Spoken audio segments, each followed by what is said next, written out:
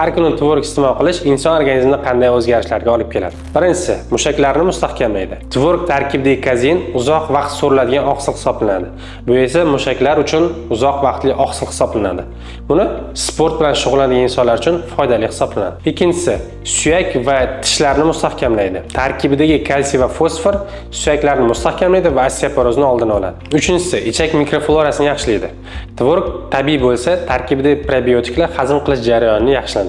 To'rtinchisi, vaznni nazorat qilish. Tvorog kam kaloriyali, uzoq vaqt to'q tutuvchi mahsulot hisoblanadi. Shuning uchun vazn tashlamoqchi bo'lganlar uchun yaxshi mahsulot hisoblanadi. Beshinchisi, immunitetni kuchaytiradi. Tvorog tarkibidagi B guruh vitaminlari va selen inson organizmining kasalliklarga chidamliligini oshiradi.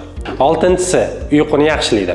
Tvorog tarkibidagi kazein va triptofan uyqu sifatini yaxshilaydi. Hamma narsani foydali tarafi bo'lgani bilan zararli tarafi ham bor. Agar zararli tarafini bilmoqchi bo'lsangiz, kommentariyani o'qing.